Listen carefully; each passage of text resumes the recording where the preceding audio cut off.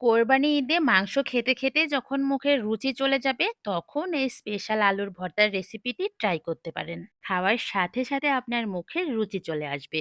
তো চলুন দেখে নেওয়া যাক এই স্পেশাল আলুর ভর্তা আমি কিভাবে তৈরি করেছি। আজকে আমি তৈরি করব আম আলুর ভর্তা। এই জন্য এখানে 2 পিস বড় আলু নিয়েছি আর সাথে 1 পিস আম নিয়েছি। প্রথমে আম আর আলুর উপরের যে ছিলকাটা আছে এই ছিলকাটা আমি উঠিয়ে নিচ্ছি। এই কাজটা আপনারা চাইলে কিন্তু বটির সাহায্যেও করে নিতে পারেন। এখানে একটা বড় সাইজের আম নিয়েছি, আমের অর্ধেকটা আমি কেটে নিচ্ছি। পুরো আমটা নিলে কিন্তু ভর্তাটা অনেক বেশি টক হয়ে যাবে। এখন আমি আম আর আলু ছোট ছোট করে টুকরা করে কেটে নিচ্ছি। আম আলু কেটে নেওয়া হয়ে গিয়েছে। এখন একটা বাটির মধ্যে নিয়ে আমি ভালো করে ধুয়ে পানি ঝরিয়ে নিব। ভালো করে ধুয়ে নিয়েছি। এখন এর মধ্যে দিয়ে দিচ্ছি হলুদের গুঁড়া, মরিচের গুঁড়া আর পরিমাণ মতো লবণ। দিয়ে এখন সবকিছু একসাথে মাখিয়ে নিতে হবে। আম আলু মাখানো হয়ে গিয়েছে। এখন এগুলোকে ভেজে নিব।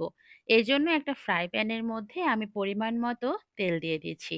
ভর্তা বানানোর জন্য আমি এখানে প্রথমে কয়েকটা শুকনা মরিচ তেলের মধ্যে মুচমুচে করে ভেজে উঠিয়ে নিব। এই ভর্তাটা শুকনা মরিচ দিয়েই কিন্তু বেশ মজা লাগে। মরিচ ভালো করে ভাজা হয়ে গিয়েছে, আমি উঠিয়ে নিয়েছি। আর এই তেলের মধ্যে আম আর আলু দিয়ে দিচ্ছি। এ সময় চুলার হিটটা কিন্তু একদম মিডিয়াম টু লোতে রাখতে হবে। আম আলুগুলো দিয়ে এখন ঢাকনা দিয়ে ঢেকে কিছুক্ষণ রান্না করে নিয়েছি। এতে করে আলু খুব সুন্দরভাবে সেদ্ধ হতে সাহায্য করবে। একদম হাই হিটে কিন্তু আলুগুলো ভেজে নেওয়া যাবে না, তখন ভর্তা করতে সমস্যা হবে। এই জন্য মিডিয়াম টু লো হিটে একটু সময় নিয়ে আস্তে ধীরে আম আর আলুগুলো আমি ভেজে নিলাম। ব্যাস হয়ে গিয়েছে। এখন আমি এগুলোকে ভর্তা করে নিব। চাইলে পাটায়ও ভর্তা করা যায়, তবে হাত দিয়েও কিন্তু ভর্তাটা খুব সহজেই তৈরি করা যায়।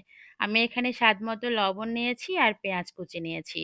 যারা কাঁচা পেঁয়াজ খেতে পছন্দ করেন না তারা একটু তেলের মধ্যে পেঁয়াজ ভেজে এরপরে ভর্তাটা করে নেবেন।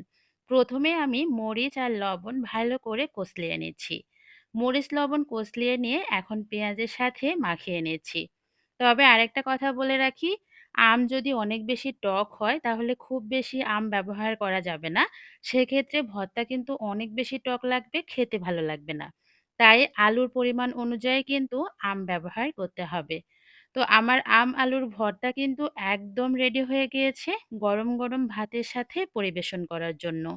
ভর্তাটা এত বেশি মুখরোচক হয় একটু আমের টুকরো ব্যবহার করার জন্যে। যারা খেয়েছেন তারা তো জানেন, আর যারা কখনো খান নাই অবশ্যই একবার এই সিজনে ট্রাই করে দেখতে পারেন।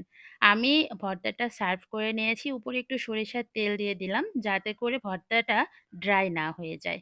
তো সবাই ভালো থাকবেন। Thanks for watching. আল্লাহ হাফেজ। আসসালামু আলাইকুম।